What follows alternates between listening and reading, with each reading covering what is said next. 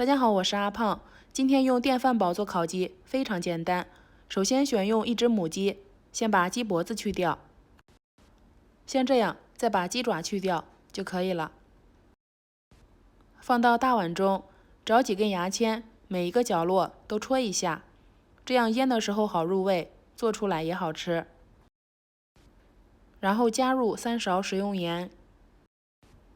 接下来用你干净的小手，先把鸡搓晕，给它洗个盐浴，里面外面都要抹上食用盐，要按摩时间长一点哦。接下来碗中加入70克奥尔良调料，1勺料酒，1勺生抽，约50克清水，搅拌均匀。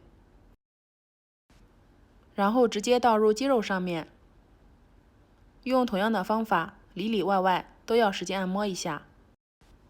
今天这只鸡被处理好后，还剩下2斤半左右。如果能够买到童子鸡，效果会更好。按摩20分钟后，加入葱丝、姜丝，再使劲按摩10分钟。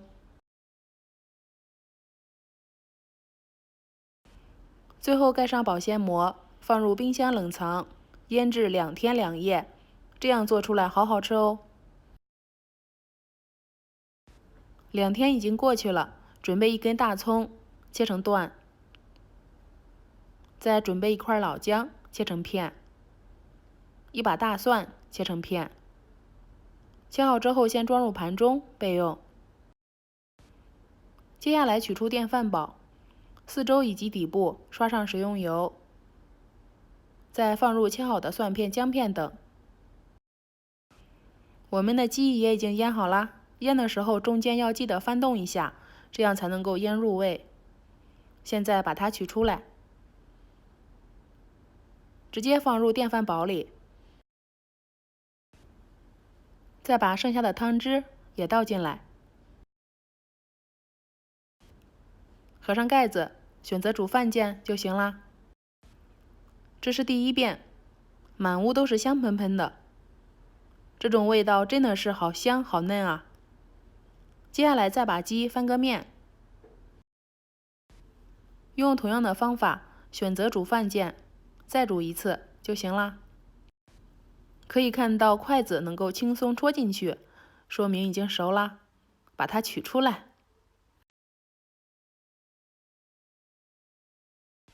哇，太香了，香喷喷的。家中即使没有烤箱，有电饭煲就足够了，同样能够吃到香喷喷的烤鸡。这样做出来，鸡肉真的是嫩、鲜嫩、滑嫩，特好吃。不要担心烤不熟，只要选用的不是10年的老母鸡，我保你吃到嘴里鲜嫩嫩的。年夜饭上来上这么一只烤鸡，待客都有面子。做法简单又好吃，喜欢的话可以先收藏起来哦。我是阿胖，谢谢你的观看。